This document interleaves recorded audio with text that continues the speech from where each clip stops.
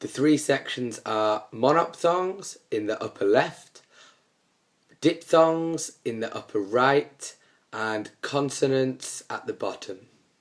The 8 symbols in the fourth line down are all plosive consonants, and the 8 symbols in the fifth line down are all fricative consonants. The 12 vowel phonemes in the upper left are organised in relation to the shape of the mouth and the position your tongue is in when it makes the phoneme. So the top is the top of the mouth, the bottom is the bottom of the mouth, and the left side is the front teeth and the back is the back of the mouth.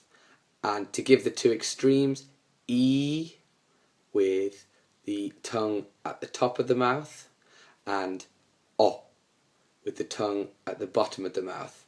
They are a front and a back sound, which is why they are in their respective positions on the chart. The diphthongs in the top right are split into centering diphthongs and closing diphthongs.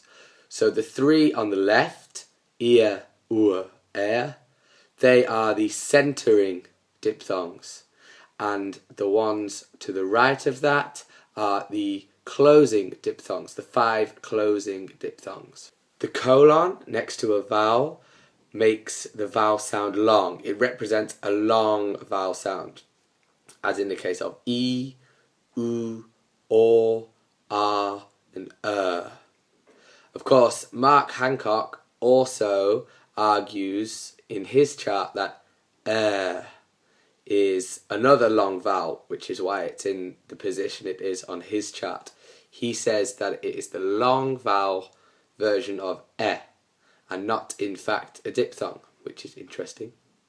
The schwa gets so much attention in the English language because it's the most commonly used phoneme.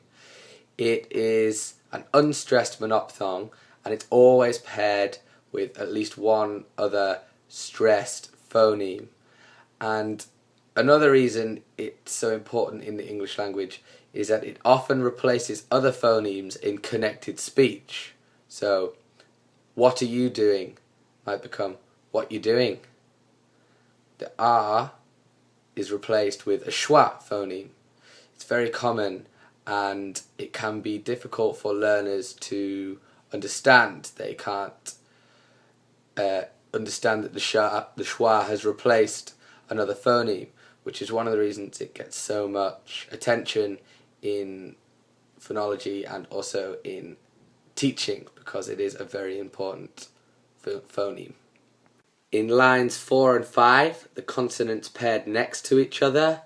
The only difference between each one is voiced and unvoiced.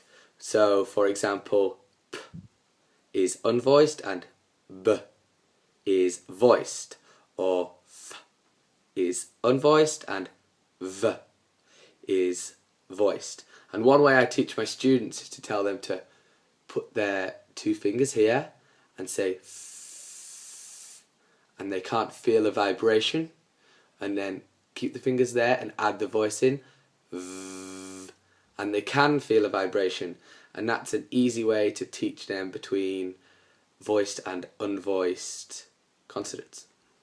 In the upper left we have monophthongs, and in the upper right we have diphthongs.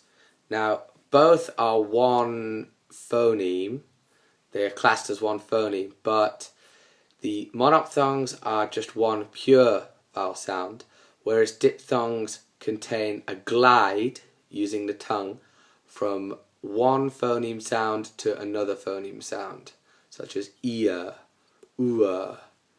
So, although they are one phoneme, they contain 2 phonemes with a glide between them in the middle. It's the easiest decision I have done. Come follow down a highway, one straight by my golden calf, for the blizzard's never seen the desert.